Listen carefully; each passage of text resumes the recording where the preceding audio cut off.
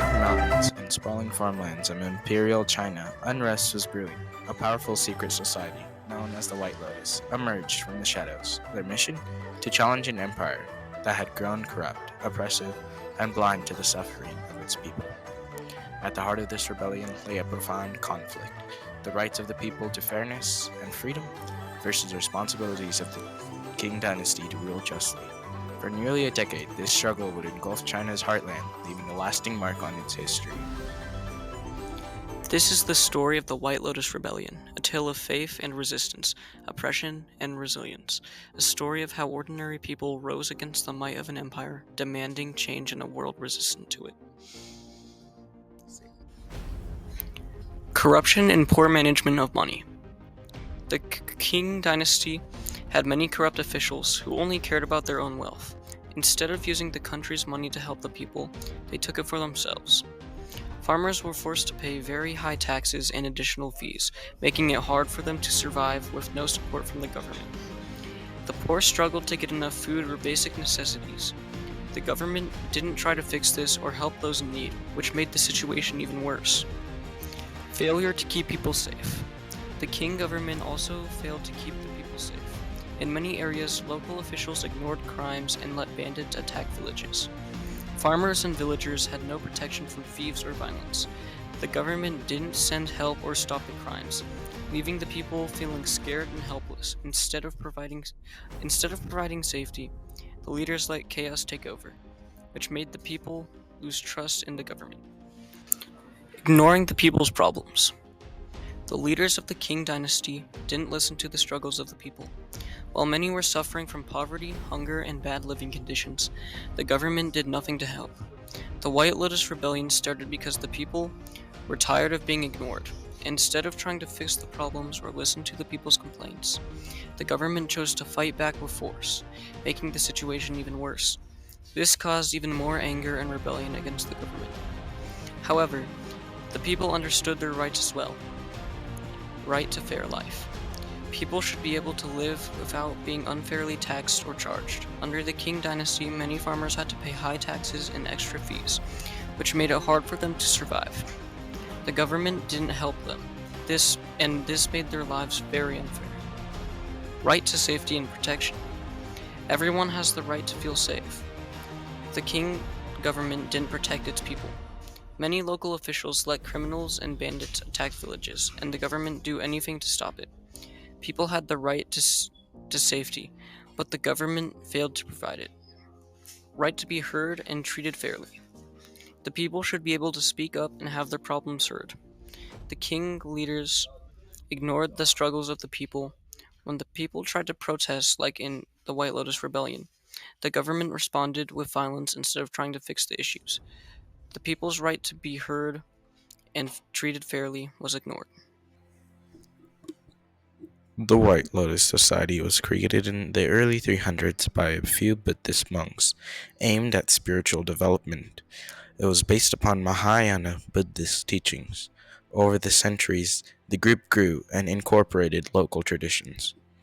As it developed, the society attracted members from different classes, but mostly from the peasants and the dispossessed.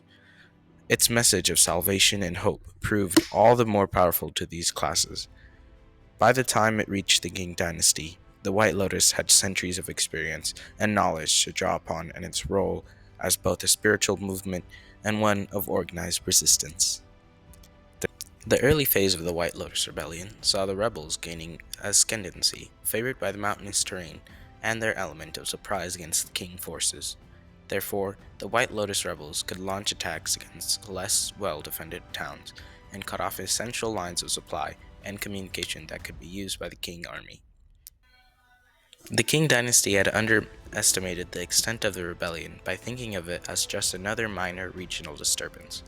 This directly translated into several embarrassing defeats, since these imperial troops were not ready for such form of guerrilla warfare that the rebels had adopted.